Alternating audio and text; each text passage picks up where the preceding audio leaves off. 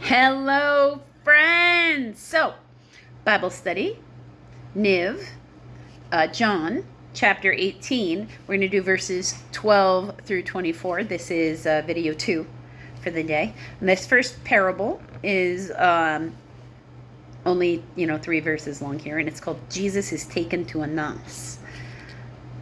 Then the detachment of soldiers with its commander and the Jewish officials arrested Jesus. They bound him and brought him first to Annas, who was the father-in-law of Caiaphas, the high priest that year. Because it did change out. Because remember, this is an entire committee of people. This is like getting arrested and being dragged onto the Senate floor for their people. They just are all religious teachers. And every religious teacher, i.e. rabbi, can also preach in the synagogue. Caiaphas was the one who had advised the Jews that it would be good for one man died for the people, because he's afraid of the Romans coming in and taking Judaism away from them entirely. And that is his entire focus, is we cannot have too many rabble-rousers because they will not allow us to, worship our God anymore. They will force us to be pagans, and that's a terrifying thing for him. As would be a terrifying thing for a lot of people. Okay, so next parable is called Peter's First Denial. Verse 15. Simon Peter and another disciple were following Jesus. Of course. I'm wondering if that other disciple, is that John? Or is that Andrew? Because usually if you found Peter, you found him with his brother Andrew. But this disciple was known to the high priest. Okay. He went with Jesus into the high priest's courtyard, but Peter had to wait outside the door because they didn't know him. The other disciple, who was known to the high priest, came back, spoke to the girl on duty there, and brought Peter in. Okay. You are not one of his disciples, are you? The girl at the door asked Peter. He replied, I am not. Because in that moment, if he had said he was, he would have been arrested right along with Jesus, and that was specifically contrary to what Jesus told him to do.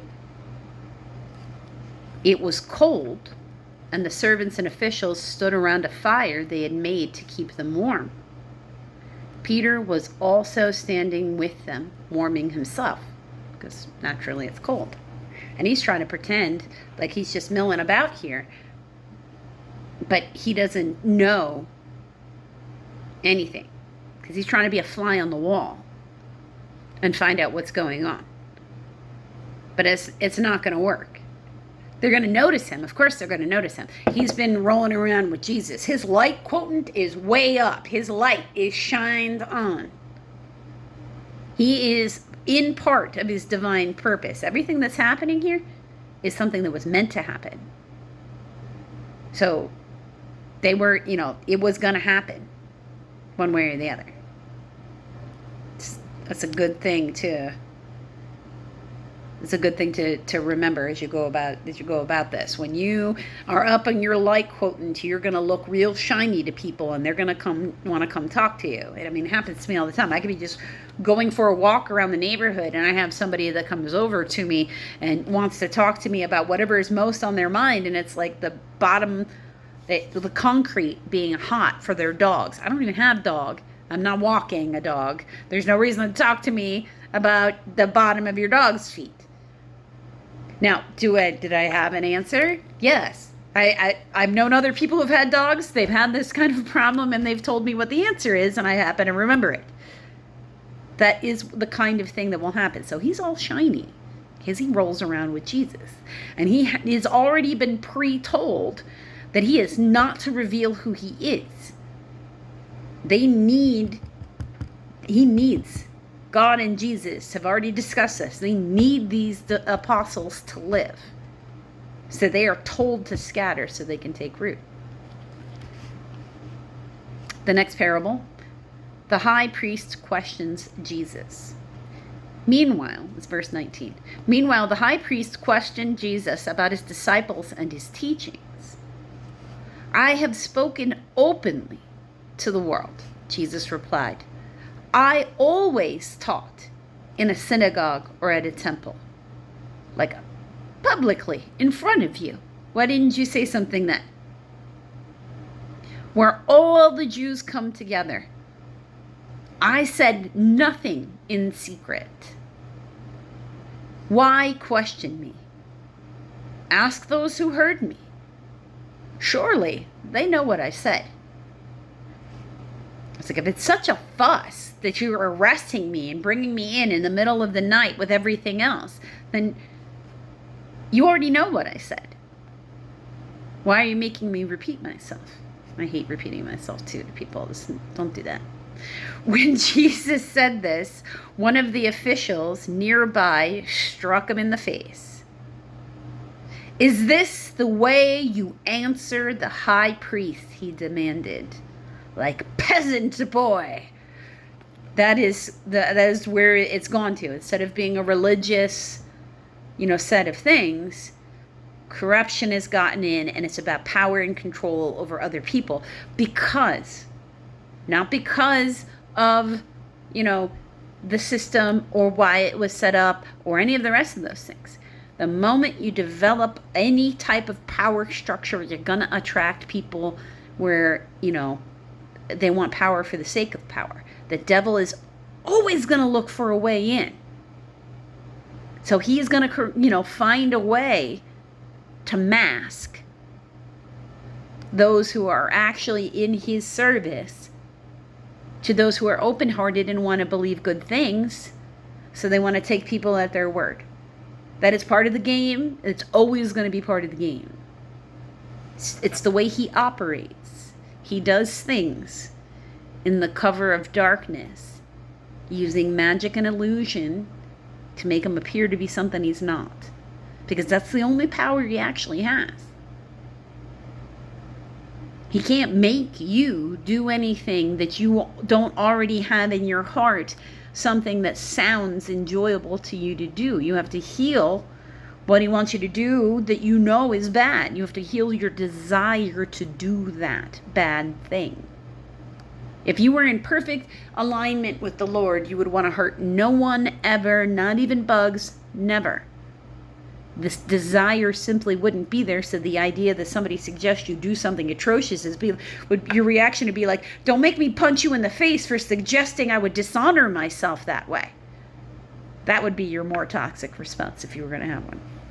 Then at least you're in the right alignment with the Lord in some way. You're tilted the right way. You're still not there, but because you want to hurt somebody, but you're tilted. If I said something wrong, Jesus replied, testify as to what is wrong. Because in their culture, you need 2 witnesses to any blasphemy, any crime, anything for anyone to get convicted. One person's word, they could be lying. You need 2. Just makes for conspiracy theories, which is really what ends up happening in places. But if I spoke the truth, why do you strike me? Then Annas sent him, still bound, to Caiaphas, the high priest.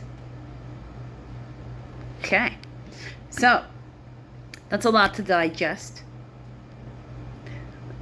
Because in what Jesus is doing right here when he's talking to Annas, and as he continues, as it goes through and he's talking to the high priest, he is under their law basically invoking like the right to an attorney, basically. It's not legal for you to take me in the middle of the night into a room and smack me around. You're supposed to take me before the group with the witnesses to testify against me before you even strike me. So he's correcting them in their awfulness, even right there, and speaking the truth at the same time. Because they are in fact doing things not even according to their own laws. They're doing it this way because they require the secrecy to keep from a rebellion happening. They don't really get to keep their secrecy. You should watch for anything and everything that you come across that requires secrecy, because not all secrecy is bad. Some of it is good. I mean, in the day job, I do have things that I work on that require me to keep a certain level of privacy, for the client's sake.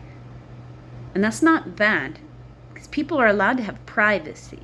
There's a difference, though, between privacy and secrecy. Privacy is, you don't really have anything to hide, but some people just aren't entitled to know that information about you, because they should be minding their own business and not be minding yours.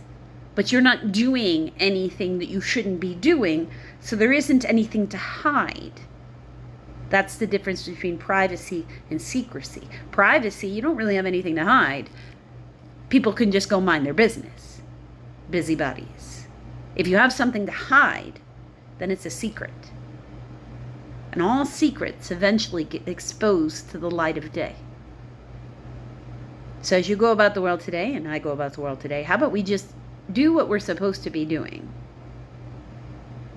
so that we don't have any problems with anything to hide in the first place.